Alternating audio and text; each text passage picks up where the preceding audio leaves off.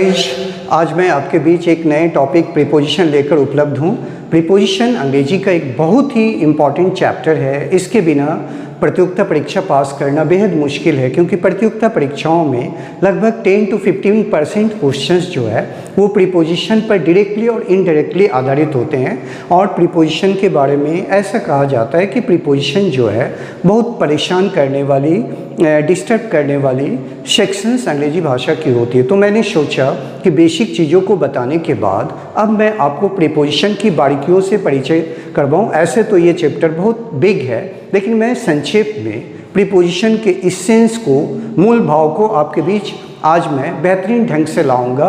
कुछ डायग्राम के थ्रू भी मैं इसको एक्सप्लेन करूंगा और मुझे लगता है अगले कुछ पलों में आप प्रीपोजिशन को एक बेहतर स्थिति में होंगे इसको समझने में के लिए, जानने के लिए। तो प्रीपोजिशन गाइज, प्रीपोजिशन की संख्या सीमित है, इट्स लिमिटेड, लेकिन इससे जो उत्पन्न होने वाले फ्रेजेज है उनकी संख्या 10,000 से भी अधिक है, जिसकी वजह से कन्फ्यूजन्स पैदा होते हैं। लेकिन इस प्रीपोजिशंस में भी आपस में ही कुछ प्रीपोजिशंस के बीच कन्फ्यूजन्स होते हैं। तो इस तरह के कन्फ्यूजन्स को हमें बेहतर ढंग से जानना होगा और मैं इसके बारे में आज आपको गहराई से जानकारी दूंगा। तो सबसे पहले गाइज ये ध्यान दीजिए कि अंग्रेजी में प्रीपोजिशंस जो होते हैं वो लगभग 50 to 60 होते हैं जो बार बार यूज में आते हैं। इनमें 3 महत्वपूर्ण प्रीपोजिशंस होते हैं, जैसे एट, में, ठीक है, या एट, में या को के अर्थ में भी कभी कभी यूज करते हैं। उसके बाद इसका बड़ा भाई है इन का प्रयोग भी हम लोग में के अर्थ में यूज करते हैं। फिर है ऑन का प्रयोग हम लोग पर के अर्थ में यूज करते हैं। इसके अलावा कई प्रीपोजिशंस है, जैसे अबाउट के बारे में, अराउंड के चारों तरफ, बिटवीन दो के बीच, अमाउंट दो से अधिक के बीच। बट गाइज याद रखिए, प्रीपोजिशन का कोई फिक्स मीनिंग नहीं होता है। प्रीपोजिशन की एक खासियत है कि जैसे इंग्लिश वर्ड्स का एक हिंदी मीनिंग फिक्स होता है, ये जरूरी नहीं कि एट का अभी मीनिंग में है तो हमेशा उसके साथ में मीनिंग ही चिपका रहेगा। नो, इसके मीनिंग चेंजेबल है, परिवर्तनशील है। ये समय के साथ, प्लेस के साथ चेंज होते रहता है। प्रीपोजिशन की खासियत ये है कि its meaning is not fix, it changes from time to time, place to place. तो इसी तरह इसलिए प्रीपोजिशन जो है इतना खतरनाक या परेशान करने वाली बन जाती है। बट मैं इसे बहुत ही इजी ढंग से आपको बतलाऊंगा। तो सबसे पहले जान लीजिए, प्रीपोजिशन का कोई डिक्शनरी मीनिंग नहीं होता है। इसके जो निर्धारित हिंदी मीनिंग है वो फिक्स नहीं होता है, ये चेंज होते रहता है। प्रीपोजिशन से 3 तरह के फ्रेजेज बनते हैं, noun plus preposition, adjective plus preposition और वर्ब प्लस प्रीपोजिशन। इसके अलावा जो प्रीपोजिशंस होते हैं, जैसे एट के बीच ही, 2 एट के बीच भी कुछ अंतर होते हैं, 2 इन के बीच भी, 2 ऑन के बीच भी। प्रीपोजिशन को हम लोग वर्किंग इंग्लिश में 3 भागों में बांटते हैं, सिंपल प्रीपोजिशन, ठीक है, कंपाउंड प्रीपोजिशंस और फ्रेजल प्रीपोजिशंस होते हैं। तो गाइज आइए मैं आज आपका परिचय करवा रहा हूँ, ठीक है। हाँ, चूँकि इसके हिंदी मीनिंग्स फिक्स नहीं होते इसलिए मैंने हिंदी मीनिंग्स दिए नहीं, बट जहाँ जरूरी है मैं वहाँ पर एक्सप्लेन करूँगा। तो आइए गाइज पहले जानिए प्रीपोजिशन। प्रीपोजिशन होता क्या है? प्री जोड़ पोजिशन बराबर relation, time, place, position, direction और हाइट को ये निकलाता है। तो प्रीपोजिशन, प्री जोड़ पोजीशन, प्रीपोजिशन वह है जो किसी नाउन या प्रोनाउन के पहले आकर जो बाकी शब्द होते हैं उसके साथ एक रिश्ता, एक रिलेशन स्थापित करता है। तो प्रीपोजिशंस के लिए यहाँ पर लिखा गया है नो फिक्स मीनिंग। इसका कोई फिक्स मीनिंग नहीं होता है, जो मैंने अभी भी बताया, सेकंड टाइम मैं बता रहा हूँ। इसका कोई डिक्शनरी मीनिंग नहीं होता है और ये चेंजेबल है टाइम और प्लेस के अनुसार। अब आइए टाइप्स ऑफ प्रीपोजिशन। सबसे पहले गाइस देखिए सिंपल प्रीपोजिशन। जो सिंपल प्रीपोजिशन है इसकी संख्या बहुत नहीं है, ये लगभग 60 के करीब हैं। इसमें भी थोड़ा सा ज़्यादा कम बेशी होते रहता है, कभी 60 कभी 65, कुल मिलाकर देखिएगा तो लगभग 100 के करीब पहुंच जाएंगे। बट जो वर्किंग इंग्लिश में यूज होते हैं उनकी संख्या लगभग 60 के करीब है। इसमें जो बहुत इंपॉर्टेंट होते हैं उनको मैंने लाया, जैसे एट में के अर्थ में यूज होता है, इन में के अर्थ में होता है, ऑन पर, बाय द्वारा, फॉर के लिए, विथ से के साथ, या से, फ्रॉम से, टू के तरफ, के ओर, आउट बाहर। ये देखिए कंपाउंड प्रीपोजिशन को हम लोग बी और ए जोड़कर बनाते हैं। बी मतलब ऐसे अर्थ होता है, बी मतलब बी कम होना, ए का अर्थ यहाँ पर नेगेटिव होता है। बट यहाँ पर देखिए दो कंपाउंड वर्ड कैसे बन रहा है, हिंड, हिंड में बी लग गया तो बिहाइंड के पीछे, साइड बगल में, बी साइड मतलब के बगल में, लो नीचे, बिलो मीन्स के नीचे, निथ बेनिथ के नीचे, इनटू में, साइड में इन लग रहा है, इनसाइड के भीतर, विदाउट के बिना, आउटसाइड के बाहर, एलोंग के सहारे, हाँ एक क्रॉस आर पार, अराउंड लगभग या चारों तरफ। यही फ्रेजल प्रीपोजिशंस है जिसको मैं एक अलग क्लास में आपको बतलाऊंगा, जिसकी संख्या 10,000 से भी ऊपर है, बट कुछ ही है 400-500 जो आपको तंग करते हैं। कुछ महत्वपूर्ण यहाँ पर हैं, ऑन अकाउंट ऑफ के कारण, बिकॉज ऑफ के कारण, इंस्टीड ऑफ के बदले, ऑन बिहाफ ऑफ के तरफ से, इन स्पाइट ऑफ के बावजूद, विथ रिस्पेक्ट टू के कारण, अलॉन्ग विथ के सहारे, अकॉर्डिंग टू के अनुसार। तो गाइज एक सबसे बड़ी चीज़ है कि मैं प्रीपोजिशन को बहुत ही बेहतरीन ढंग से ग्राफ ये चार्ट के द्वारा, ये जो डायग्राम है इसके द्वारा मैं इसको एक्सप्लेन कर रहा हूँ। सबसे पहले देखिए, आप इन के बारे में बता रहा हूँ। इन का अर्थ होता है में। यदि इन का प्रयोग करना है तो यहाँ पर एक छोटे से बॉल को दिखाया गया है जो एक स्क्वायर के अंदर है, तो इन उसी तरह की स्थिति को बताती है कि किसी चीज़ के, जैसे कमरे के अंदर, ऑफिस के अंदर, जैसे you are in my office, he is in school, हाँ she is in her college. तो ये जो कंडीशन है इस स्थिति में हम लोग इन का प्रयोग करते हैं। इन मतलब में होता है, इनटू का भी मतलब हिंदी में में होता है। इनटू जो है मोशन को दिखलाता है, जैसे जैसे मैं इस पर और एक्सप्लेन करूंगा अभी, जैसे जैसे a boy jumped into A well, a boy jumped into A pond, तो उस तरह से इनटू देखिए यहाँ पर डायग्राम बनाया गया है, एरो बनाया गया है, ये मोशन को दिखला रहा है। ऑन जो होता है वो सर्टेन टच को दिखलाता है, इसको छू रहा है, स्पर्श कर रहा है, ठीक है, तो उस स्थिति में ऑन को दिखलाता है। जैसे this sketch is on my palm, okay, you are sitting on my chair, तो इस तरह हम लोग यूज करते हैं। अब देखिए ऑफ जो है सेपरेशन, अलग अलगाव को बतलाता है, अलग होने की प्रक्रिया को बतलाता है, दूर। देखिए जैसे you are off from cricket today, हाँ please be off from current today, इस तरह होता है। अंडर देखिए, अंडर नीचे को बताता है, जैसे ए कैट इज सिटिंग, हाँ अंडर टेबल, इस तरह से होता है। अप देखिए ये ऊपर की तरफ बताता है, ठीक है, you want to rise up in your life, इस तरह से होता है। ओवर पंखा को बताया जाता है, जैसे there is a fan over my head, देखिए थोड़ा सा ऊपर है गाइज। फिर देखिए कोई चीज़ बाहर की तरफ निकले तो आउट होता है, जैसे you can come out of the room. फिर देखिए ये डाउन नीचे की तरफ जा रहा है, please move down towards the lower surface, इस तरह हम लोग यूज करेंगे।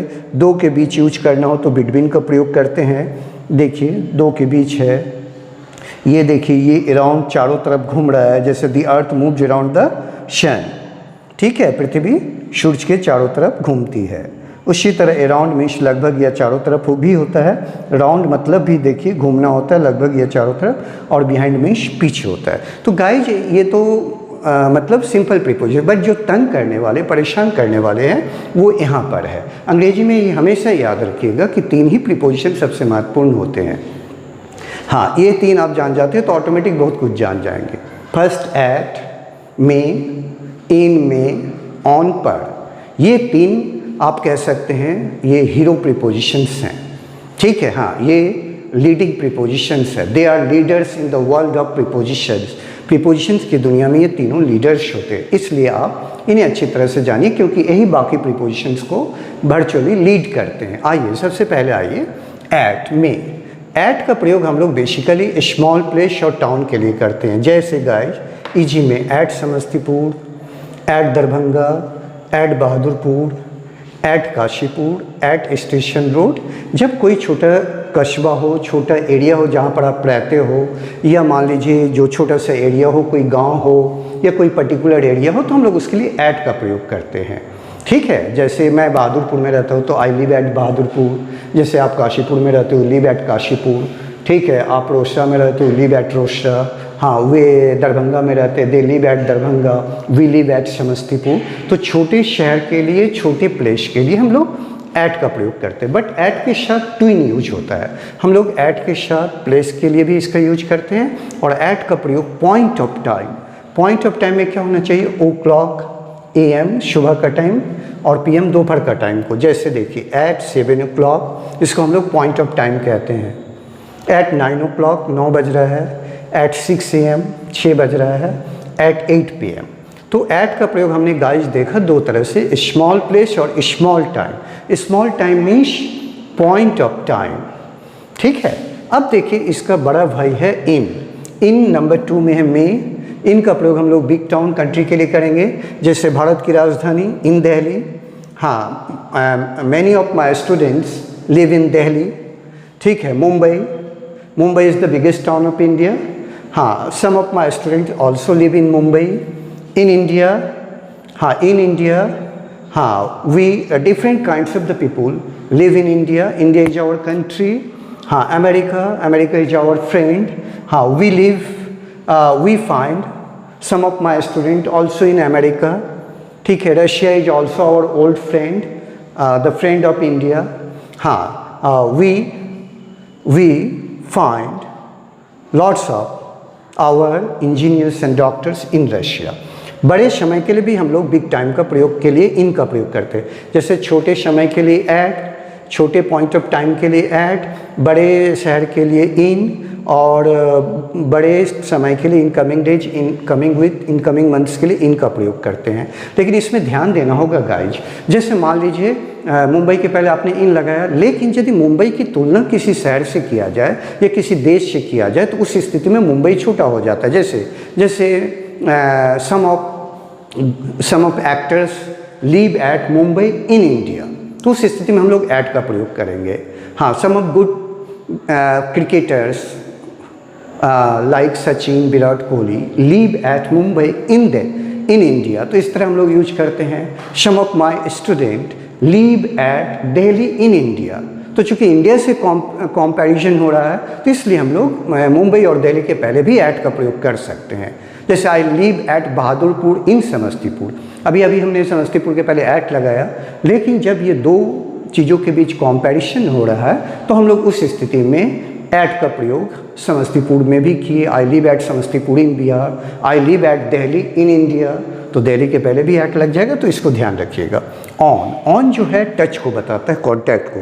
जैसे this sketch is on my hand, you are sitting on the chair, हाँ, there is a bag on bed. तो जब कोई चीज़ टच कर रहा हो और रखा हुआ हो, स्टेबल हो, स्थिर हो, तो हम लोग ऑन का प्रयोग करते हैं।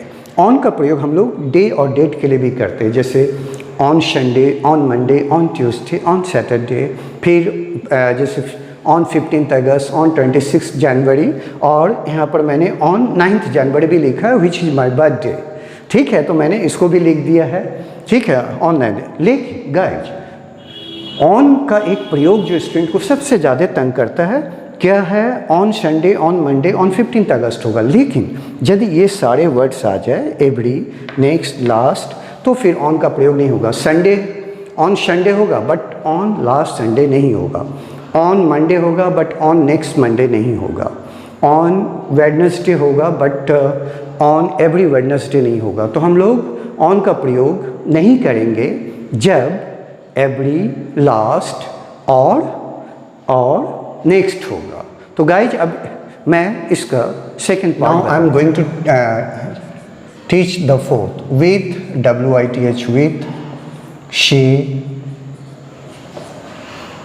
बाय, द्वारा।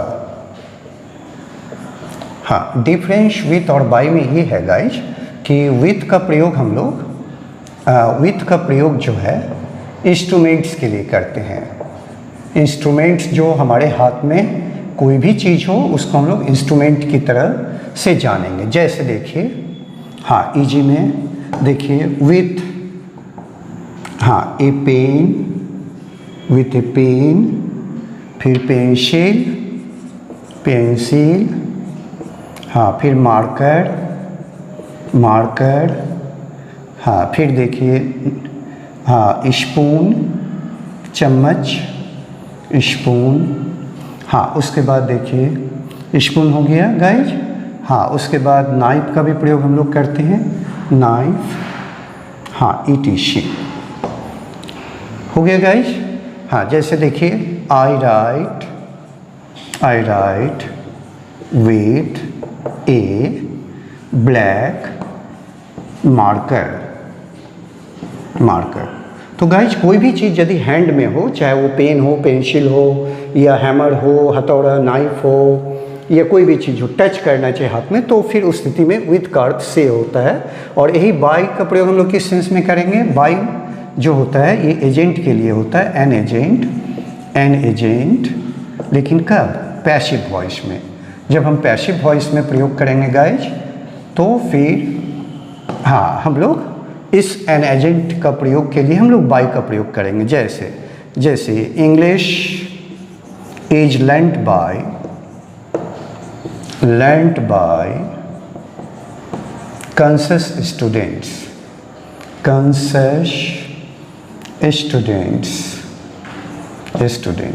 ये हुआ गाइज। हाँ तो इस तरह विथ आप देखें, ये टच करना चाहिए तो से के अर्थ में आएगा, और बाय द्वारा।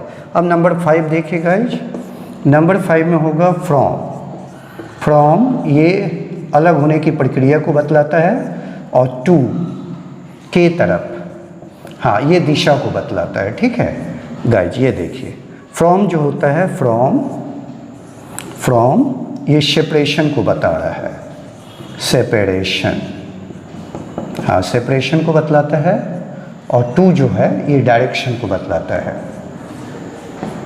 टू जो है डायरेक्शन को बतलाता है। जैसे इसके लिए एक फिल्म का नाम याद रखिएगा, from Mumbai to Goa, from Mumbai to Goa, या आप स्टेशन पे जाएंगे तो किसी भी ट्रेन को देखिएगा कहते हुए from Samastipur to New Delhi junction, from Samastipur to New Delhi. हाँ तो इसमें ये ध्यान देना है कि फ्रॉम जो है अलग होने की प्रक्रिया को बतलाता है, ये अलग हो रहा है, और टू जो है दिशा की तरफ जा रहा है। जैसे I am coming from Muzaffarpur and going to Rosera. Okay, the Vaishali Express which departs from Barauni would go to New Delhi Junction via Samastipur. तो इस तरह से हम लोग यूज कर सकते हैं। अब छठा देखिए गाइज, छठा आपका है इन अभी बताया, फिर दोबारा बता रहे हैं, इन में, और दूसरा है इनटू में। ओके गाइज, हाँ एक जो है मोशन को बतलाता है, ठीक है।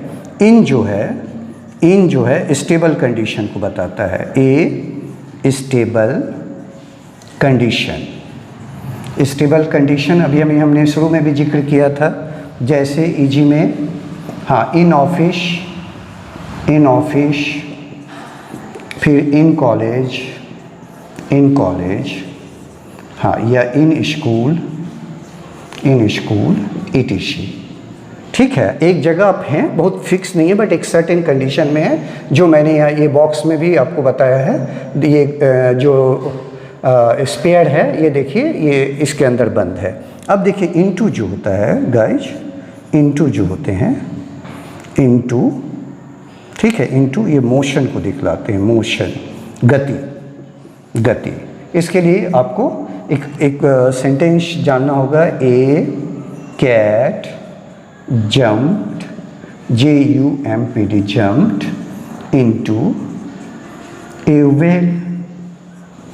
फिर आप लिख सकते हैं ए स्विमर मीन्स होता है तैराक को, ए swimmer jumped into a river ETC। Okay guys, अब हम इसके नेक्स्ट पार्ट को अब नंबर 7 की तरफ हम आ रहे हैं। नंबर 7 में देखिए फॉर, इसका प्रयोग हम लोग टेंस में करते हैं गाइज, ठीक है। सिंस, फॉर और सिंस का प्रयोग हम लोग टेंस में करते हैं, और टेंस में भी प्रेजेंट, पास्ट या फ्यूचर परफेक्ट कंटिन्यूअस में करते हैं। जैसे फॉर का प्रयोग हम लोग पीरियड ऑफ टाइम के लिए करते हैं, पीरियड ऑफ टाइम के लिए आपको एक शॉर्ट फार्मूला याद रखना होगा। पीरियड ऑफ टाइम क्या होता है? ये नंबरल वर्ड्स होता है, नंबरल वर्ड्स। ये नंबरल वर्ड्स गाइज क्या होता है, आप लिखिएगा, बस ये टेक्निक है इसको याद करने का। हाँ, जैसे फॉर 3 सेकेंड्स, सेकेंड सबसे छोटा यूनिट है, सेकेंड्स, फिर मिनट्स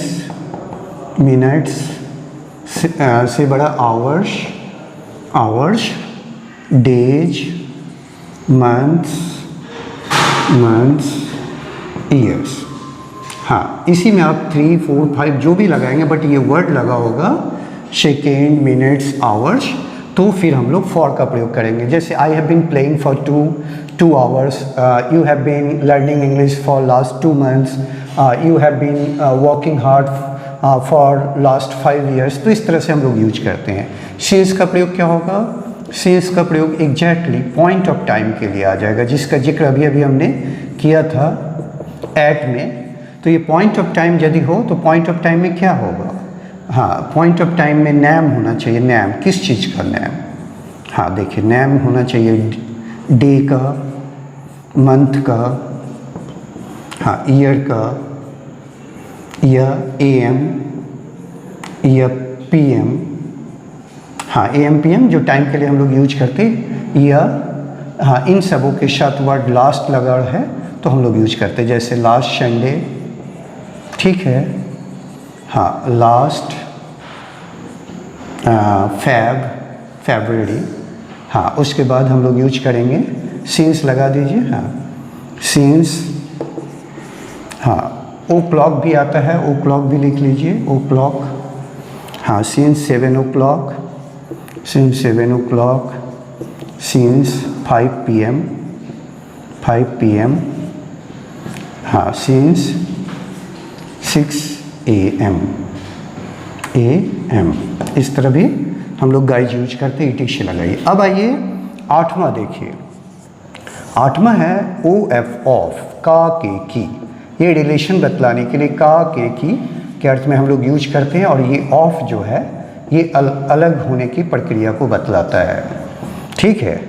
ये जो ऑफ है ये रिलेशन को बतलाएगा, ठीक है, ये रिलेशन को बतला रहा है, और ये ऑफ जो है ये भी सेपरेशन को बता रहा है, ये भी सेपरेशन को बता रहा है। जैसे the students of DPS, the students of DPS, फिर जैसे द पीपल ऑफ इंडिया, तो ये एक तरह का रिलेशन इंडिया से कनेक्ट हो रहा है गाइज, और ये अलग हो रहा है, जैसे प्लीज कीप ऑफ फ्रॉम, हाँ, फ्रॉम स्मॉग, धुएं से दूर रहिए या करंट से दूर रहिए, ये इस तरह हम लोग यूज करेंगे गाइज, ठीक है। अब 9 में देखिए, 9 में अबाउट का प्रयोग हम लोग के बारे में यूज करेंगे, ठीक है। और अबाउट का एक दूसरा अर्थ होगा लगभग, हम लोग 2 सेंस में इसका यूज करेंगे। अबाउट के बारे में, अबाउट लगभग, जैसे आई नो अबाउट यू, हाँ, मैं आपके बारे में जानता हूँ। दूसरा गिव हिम अबाउट आरश, हाँ, 5,000 रुपीज फॉर परचेजिंग, खरीदारी के लिए उसे 5,000 रुपये दीजिए। अब लास्ट हम आज का बताने जा रहे हैं 10, ठीक इसी तरह अबाउट और इस अबाउट की तरह ही है अराउंड, जो अभी मैंने एक बार पहले भी बताया कि चारों तरफ, या अराउंड मीन्स लगभग, हाँ, ये लगभग के सेंस में भी, अप्रॉक्स के सेंस में भी यूज होता है गाइस, ठीक है। हाँ, जैसे इसके लिए मैं आपको मोस्ट पॉपुलर सेंटेंस बताऊंगा, the earth moves around the sun, फिर गाइज दूसरा आप देखिए, गिव हिम अराउंड, उसी सेंटेंस को अराउंड के रूप में भी यूज कर सकते हैं या अबाउट के रूप में भी, दोनों चलेगा। अबाउट आरस, हाँ 5000 रुपीज। तो गाइज ये है महत्वपूर्ण प्रीपोजिशन। यदि इसकी जानकारी आप हासिल कर लेते हैं तो मुझे नहीं लगता कि कभी आपको बहुत ज़्यादा प्रीपोजिशन में दिक्कत होगी। हाँ, ये बेसिक प्रीपोजिशन है जिसकी जानकारी आप में से सबके पास होनी चाहिए। इससे जुड़े हुए फ्रेजेज होते हैं जो मैं किसी और वीडियो में आपको बेहतर ढंग से एक्सप्लेन करूँगा। उस 10,000 में से चुनकर मैं आपके लिए लाऊंगा जो आपके लिए काफ़ी इंपॉर्टेंट होगा।